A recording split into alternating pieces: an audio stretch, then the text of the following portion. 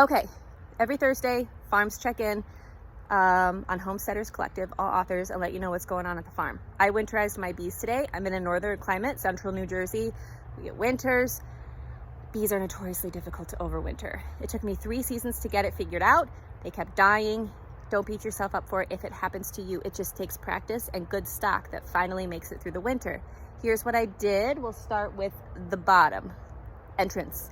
That's a pygmy shrew mouse guard entrance reducer. 1/4-inch hardware cloth. Bees can come and go, in and out.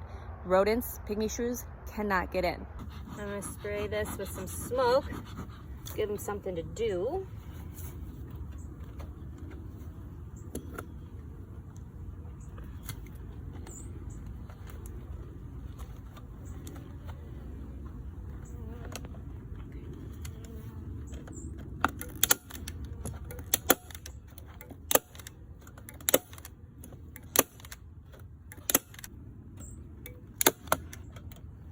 So in the spring,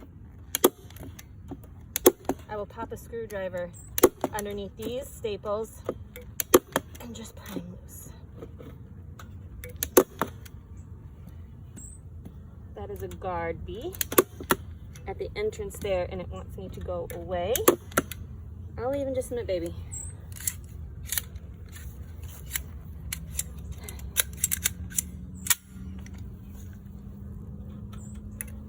That should keep out shrews. I know. All right, so here's what I did. This is 1/4-inch hardware cloth.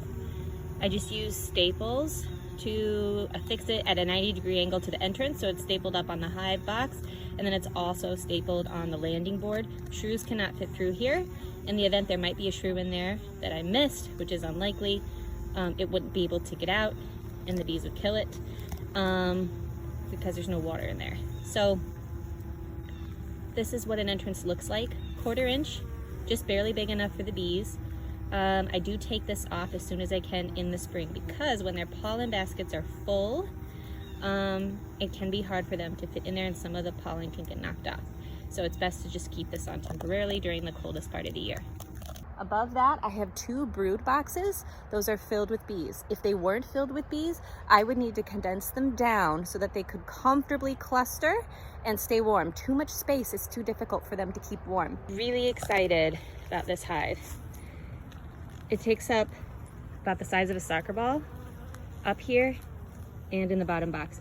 This is an incredibly strong population.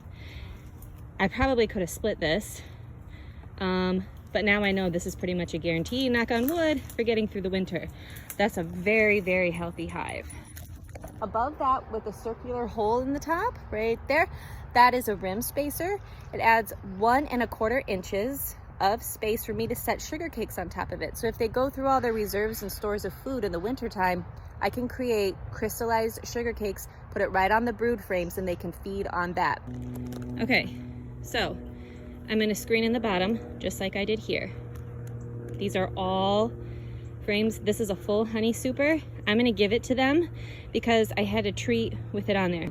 This is a rim spacer, or just called a spacer.